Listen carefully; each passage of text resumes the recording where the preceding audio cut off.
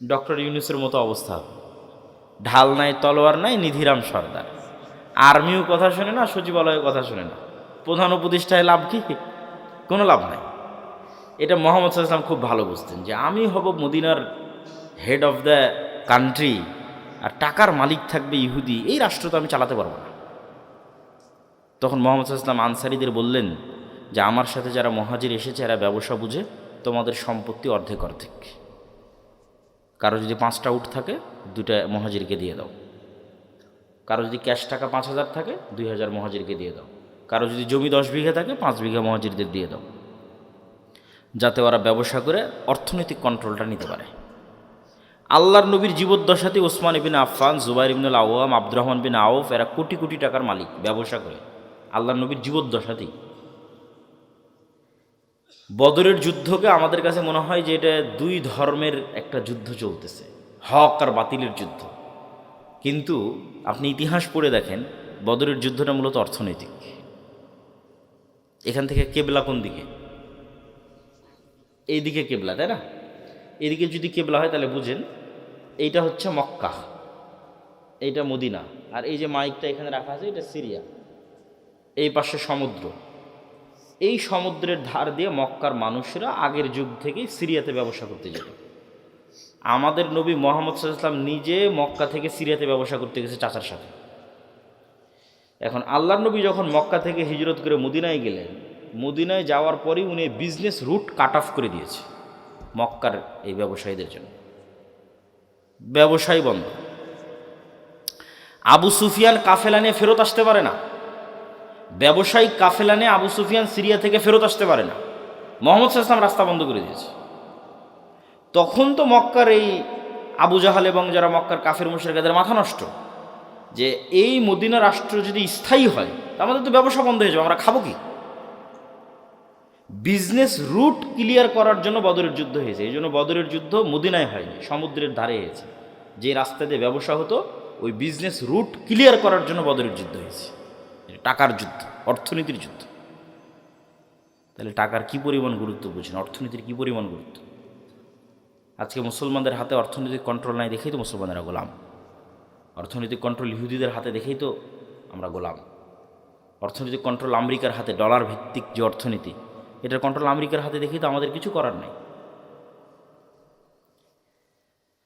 তো আমি এই আলোচনা লম্বা করতে চাচ্ছি না। টাকার বিনিময়ে জান্নাত বিক্রি হবে এবং টাকা দিয়েই জান্নাত ক্রয় করতে হবে। এই জন্য মুসলমানদের উদ্যোক্তা হতেই হবে। মুসলমানরা চাকরিজীবী জাতি কোনোদিন ছিল না। এই ইউরোপীয় উপনিবেশ মুসলমানদের চাকরি শিখিয়েছে।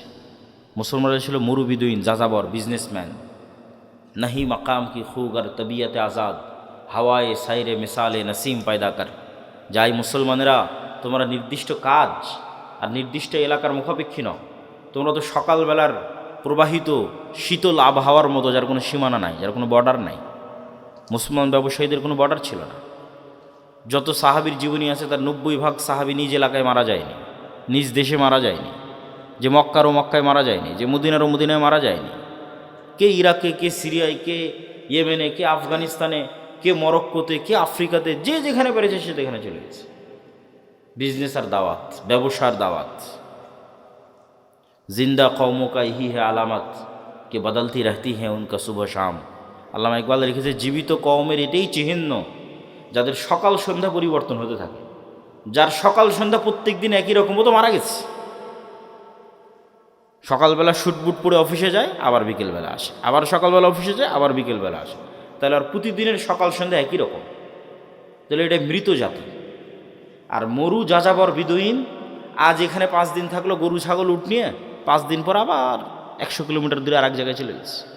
ওখানকার যুদ্ধ, ওখানকার পরিবেশ ভিন্ন। আবার দাওয়াত, আবার ব্যবসা নিয়ে আর এক এলাকায় চলে গেছে, সেখানকার পরিবেশ, সেখানকার সমস্যা ভিন্ন। আবার ওখান থেকে 1 বছর 2 বছর পর আবার আর এক জায়গায় চলে গেছে ব্যবসা দাওয়াত নেওয়ার। প্রত্যেক দিনের সকাল আর সন্ধ্যা পরিবর্তন হচ্ছে। এটা জীবিত জাতি, এটাই মুসলমান উম্মাহ।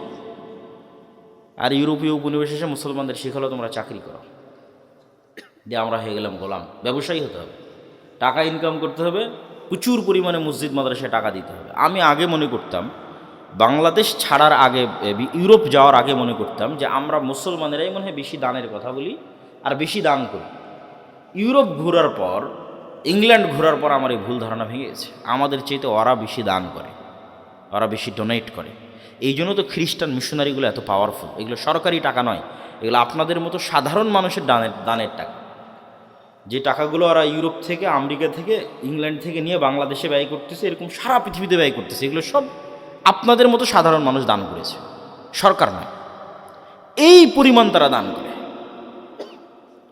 তো আমি সবার প্রতি উদাত্ত আহ্বান জানাবো যে আমরা আজকের এই প্রতিষ্ঠানে যে যতদূর সম্ভব আপনাদের স্বেচ্ছাসেবক যদি থাকে ভেতরে যাওয়ার জন্য বলে দেন। বৈঠকি দানে আমরা সবাই অংশগ্রহণ করি এবং আমি আমার বক্তব্যের মূল বিষয়বস্তুর দিকে এগিয়ে যাই। যে আমার বক্তব্যের মূল বিষয়বস্তু হচ্ছে গোলামি থেকে মুক্তির উপায়, দাসত্ব থেকে মুক্তির উপায়। আজকে মুসলমানদের যে গোলামি এবং দাসত্ব, এই গোলামি থেকে এবং এই দাসত্ব থেকে মুক্তির উপায় কি? আপনারা একটু 5 মিনিটের মধ্যে আপনাদের আদায়ের কাজটা শেষ করে ফেলেন। সবাই একটু নিজ নিজ জায়গা থেকে উঠে আশপাশ থেকে আদায় করে ফেলেন এবং সবাই অংশগ্রহণ করেন যে যতটুকু পারেন, এবং মূল বক্তব্যের দিকে মনোযোগী হন।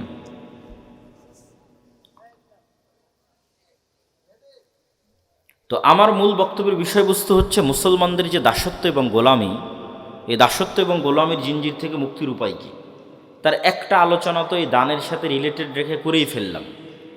যে অর্থনৈতিক মুক্তি ছাড়া দাসত্ব এবং গোলামি থেকে মুক্তির কোনো রাস্তা নাই, এবং এই অর্থনৈতিক মুক্তির গুরুত্ব বুঝাতে গিয়ে রাসূল সাল্লাল্লাহু আলাইহি ওয়াসাল্লামের অসংখ্য ঘটনা আপনাদের সামনে এবং রাসূল সাল্লাল্লাহু আলাইহি ওয়াসাল্লামের দিক নির্দেশনা আপনাদের সামনে তুলে ধরলাম।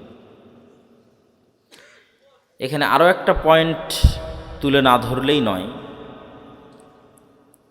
আমরা আজকে যেই লেভেলের গোলামি এবং দাসত্বে আছি, ঠিক এই লেভেলের অথবা এর চেয়ে বেশি গোলামি এবং দাসত্বের জিঞ্জিরে আবদ্ধ ছিল বানু ইসরাইল। কারা বলেন তো? বানু ইসরাইল কারা? কে বলতে পারবেন? হাত উঠান। বানু ইসরাইল কারা? কে বলতে পারবেন? হাত উঠান। ইয়াকুব আলাইহিস সালামের বংশধর। জাযাকাল্লাহ খায়র, সুন্দর। ইব্রাহিম আলাইহিস সালাতু ওয়াস সালামের 2 ছেলে, ইসহাক এবং ইসমাইল। 2 ছেলের নাম কি? ইসহাক এবং ইসমাইল। ইসমাইল থাকলো এই যে মক্কা এখানে ইন্ডিকেট করেছিলাম, ইসমাইল থাকলো এখানে।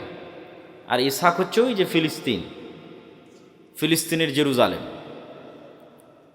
তো ইসমাইলের বংশে নবী একজনই, তার নাম মুহাম্মদ সাল্লাল্লাহু আলাইহি ওয়াসাল্লাম। এর আগে আর কোনো নবী আসেনি ইসমাইলের বংশে, আর পরেও আর নাই।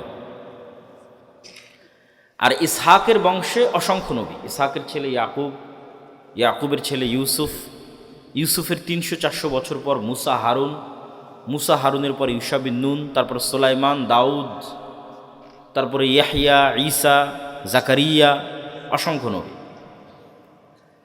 তো এই বানু ইসরাইল, এদের গোলামি এবং আমাদের গোলামি কাছাকাছি একই রকম। তো বানু ইসরাইলকে যেই পদ্ধতি দিয়ে ফেরাউন গোলাম বানিয়ে রাখত, তার একটা বড় পদ্ধতি হচ্ছে সুদি কর্জ, সুদি লোন, যেটার মূল দায়িত্বশীল হর্তাকর্তা ছিল কারুন, ফেরাউনের অর্থমন্ত্রী কারুন। এই কারুন বানু ইসরাইলদেরকে সুদি লোন নিতে উদ্বুদ্ধ করত এবং সুদি লোন দিত, এবং সুদি লোনের জালে আটকে ফেলে পুরো একটা জাতিকে গোলাম বানিয়ে দিয়েছে বানু ইসরাইলদেরকে।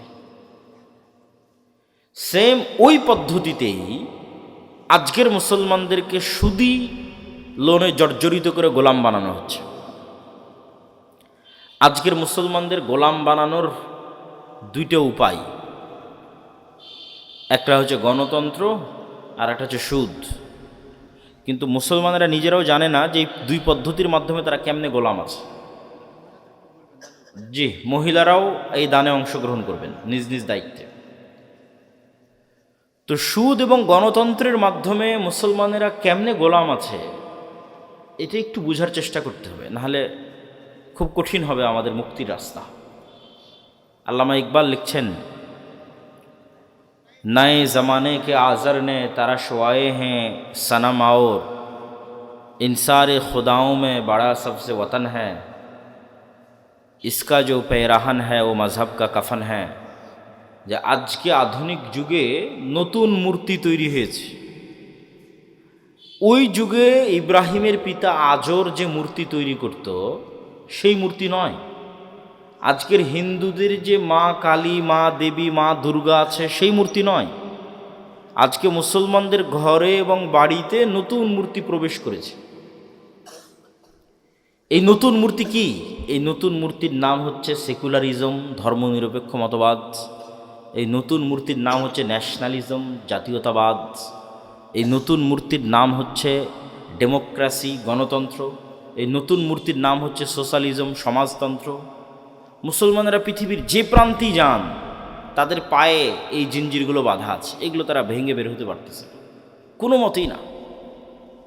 কেউ জাতীয়তাবাদের বেড়া জালে আটকে আছে, কেউ গণতন্ত্রের, কেউ ধর্মনিরপেক্ষ মতবাদের। কিন্তু সে ঠিকই বলতেছে আমি আল্লাহকে মানি, রব হিসেবে, ইলাহ হিসেবে আল্লাহর ইবাদত করি, সালাত আদায় করি। কিন্তু এই মূর্তির বেড়া, এই মূর্তির যে দাসত্ব, এটা ভাঙতে পারতেছে না। তো গণতন্ত্র কিভাবে এবং সুদ কিভাবে আমাদের গোলাম বানায়, আপনাকে আগে বুঝতে হবে গোলামির চিহ্ন কি। কেন বলা হচ্ছে বানু ইসরায়েলরা গোলাম? কেন বলতেছি আমরা গোলাম? নেতার আলামত কি?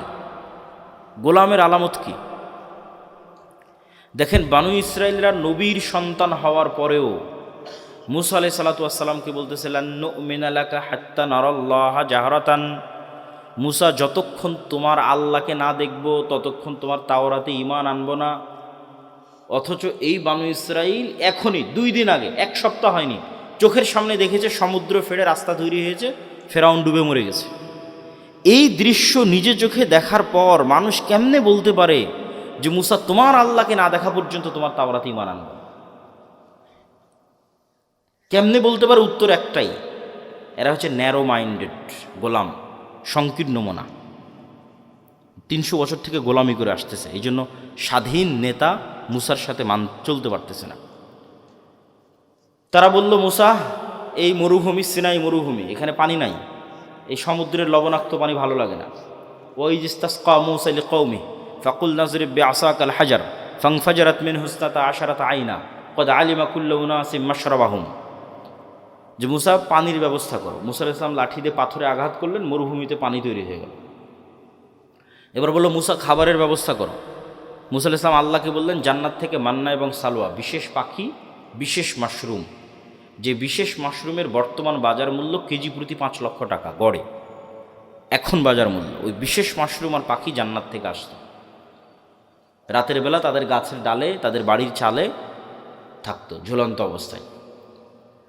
এই খাবার 1 দিন 2 দিন খাওয়ার পর তারা বলতেছে লান নাসবিরা আলা তুআমিন ওয়াহিদ ফাদউ লানা রাব্বাক। এই এক খাবার আমাদের ভালো লাগে না, তোমার আল্লাহকে বলো এই মরুভূমি থেকেই পেঁয়াজ, রসুন, আদা, চাল ডাল সব উৎপাদন করে দিতে। এ হলো গোলাম কওম। গোলাম হলে এরকম ছেঁচড়া হয়, বুঝতে পেরেছেন? এরা তো নবীর সন্তান, এরা এরকম হলো কখন? 300 বছর থেকে গোলামি করতে করতে এরকম ন্যারো মাইন্ডেড ছেঁচড়া হয়ে গেছে। তা ওইটার সাথে আপনি আমাদের স্বভাব মিলাবেন, তাদের স্বভাবের সাথে একটু পরেই মিলাবো। আল্লাহ সুবহানাহু ওয়া তাআলা এদেরকে বললেন, ঠিক আছে, তোমরা শাকসবজি খেতে চাও, এটা তো মরুভূমি, পাশেই বাংলাদেশের মতো উর্বর ভূমি আছে, তার নাম জেরুজালেম, ফিলিস্তিন, বিজয় করলেই হয়, যুদ্ধ করে বিজয় করো।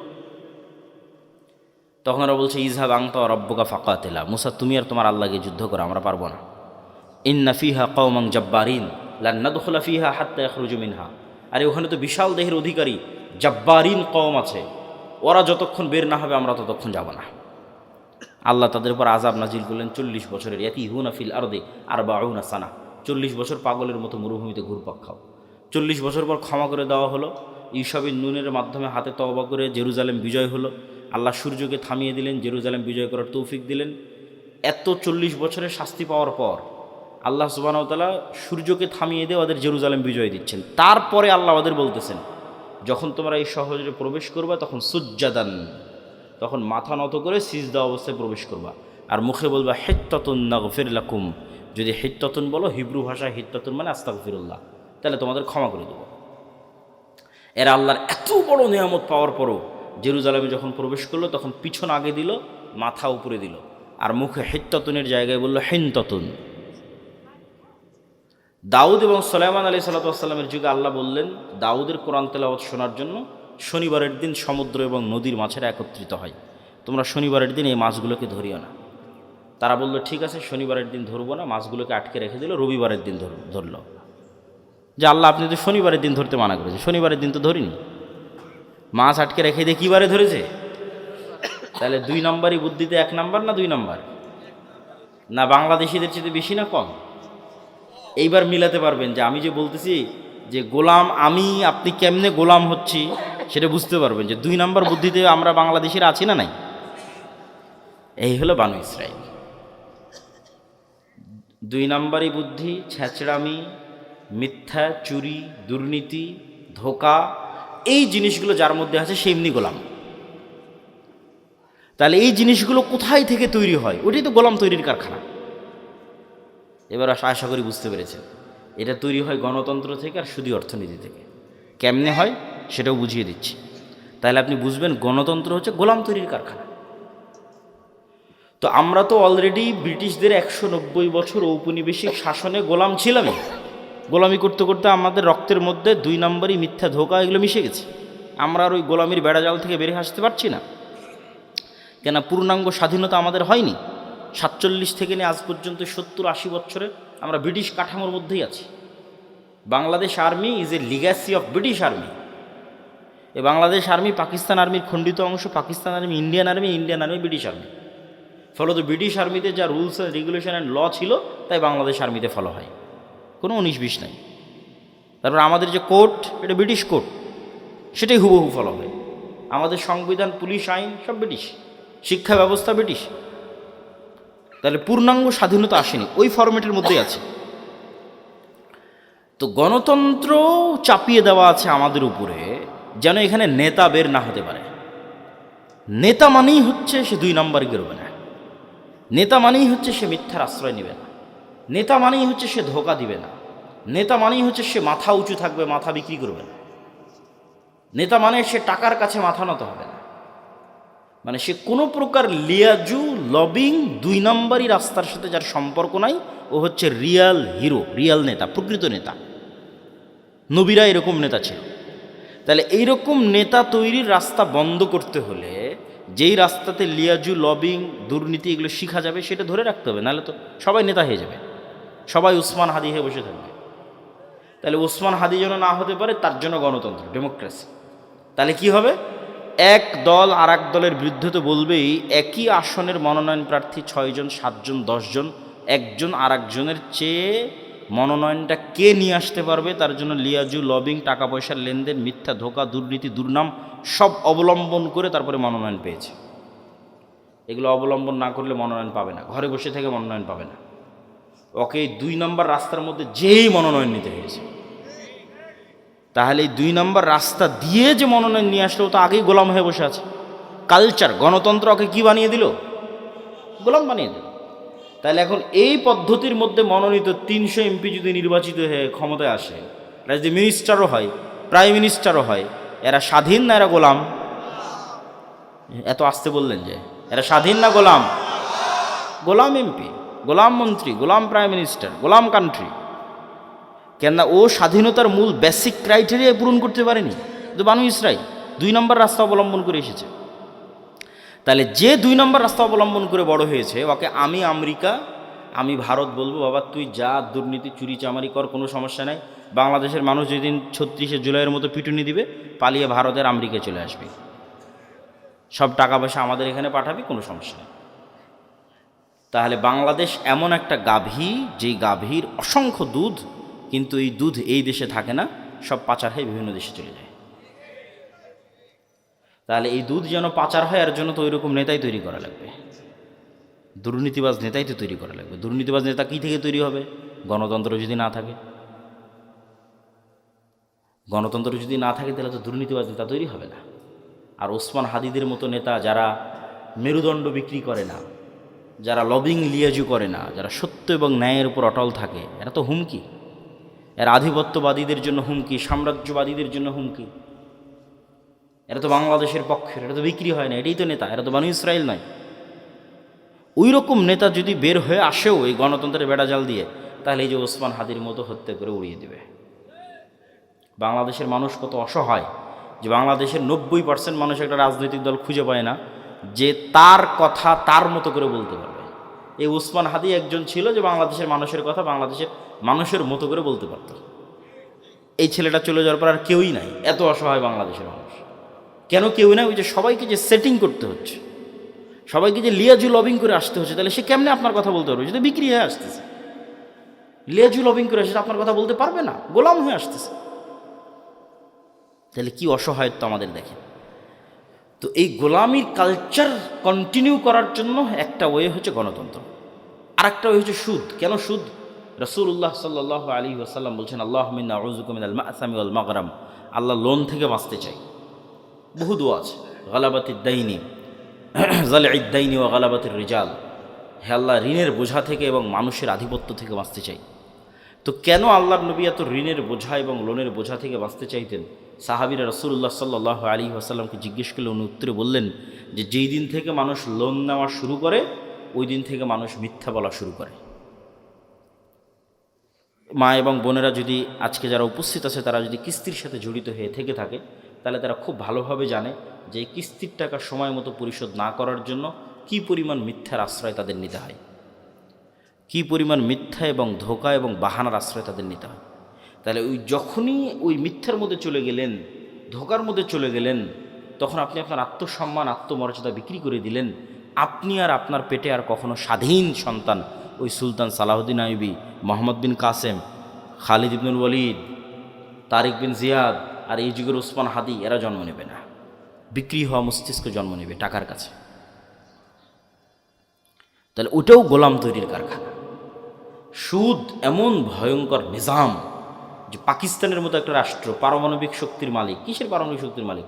পাকিস্তানের বাপেরও ক্ষমতা নেই নিজের ইচ্ছাই ওই পারমাণবিক বোমের সুইচের বাটন দাবাবে।